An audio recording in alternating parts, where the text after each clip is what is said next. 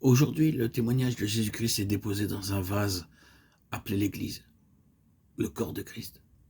Et il est déposé de la manière suivante. Premièrement, ce témoignage est la somme de toute la vérité révélée. Deuxièmement, ce témoignage est la puissance que la vérité a incorporée dans le vase. Car le témoignage que Jésus-Christ a déposé dans ce vase qui est l'Église est la même vérité que le Saint-Esprit a manifestée par Jésus-Christ. Toutefois, il ne s'agit pas d'une sorte de vérité objective, compréhensible seulement par l'intelligence, mais de cette vérité devenue notre vie, notre nature et notre expérience par l'œuvre du Saint-Esprit en nous. C'est de cette manière que le témoignage est déposé dans ce vase qu'est l'Église. Le Saint-Esprit révèle et incorpore ce témoignage dans l'Église qui est le corps de Christ. Et nous, qui avons cru en Jésus, nous sommes les membres de ce corps. Alors, le Saint-Esprit vous a-t-il révélé le Seigneur Jésus? Vous ne devez pas simplement être d'accord avec ce que les autres vous ont dit au sujet du Seigneur Jésus en tant que Fils de Dieu.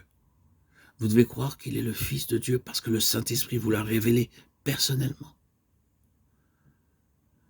En ce qui concerne l'œuvre représentative du Seigneur, ne voyez-vous pas cet aspect du témoignage par le moyen du Saint-Esprit? Voyez-vous continuellement ce que Christ a représenté dans le passé et ce qu'il représente aujourd'hui? Ce que vous avez vu est-il devenu votre vie? Comprenez bien que tous ces aspects du témoignage doivent être perçus clairement. Le Seigneur Jésus est notre représentant à la droite de Dieu. Et là, il nous représente dans tout ce que Dieu requiert de nous, que ce soit la perfection morale ou spirituelle. Nous sommes parfaits et accomplis en Christ devant Dieu. Colossiens 1, 28. Dieu a déjà trouvé l'homme parfait dans l'humanité de Jésus-Christ. Il a reconnu la perfection du Seigneur comme étant nôtre. Il nous a imputé la perfection du Seigneur. Il n'a plus besoin de chercher un homme parfait parce qu'il a déjà obtenu cet homme. C'est maintenant l'œuvre du Saint-Esprit de nous communiquer la perfection de cet homme. Par notre foi et l'obéissance, le Saint-Esprit peut faire une donation de Christ. C'est ainsi que Christ devient une partie de nous-mêmes. Cela nécessite l'œuvre de révélation et d'incorporation du Saint-Esprit, non pas un idéal, ni une théorie, ni un credo. Nous percevons la différence si nous avons réellement vu. Nous insistons donc sur la nécessité de la révélation et de l'incorporation par le Saint-Esprit. Ce que le Seigneur Jésus a accompli sur la croix doit aussi nécessairement nous être révélé pour que cela puisse aussi devenir notre partage. Nous devons voir que le Seigneur Jésus est mort non seulement pour nous, mais qu'il est mort aussi à cause de ce que nous sommes.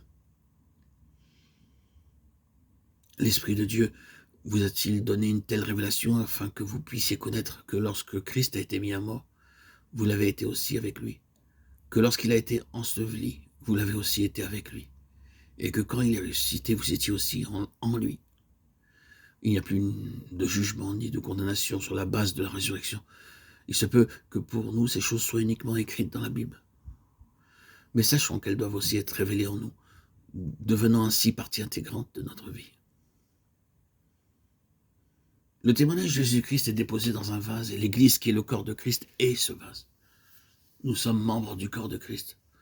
Nous avons été appelés afin que la vérité du témoignage dans le vase soit révélée et incorporée en nous. À cause de cela, nous devons combattre pour la foi qui a été transmise au sein une fois pour toutes.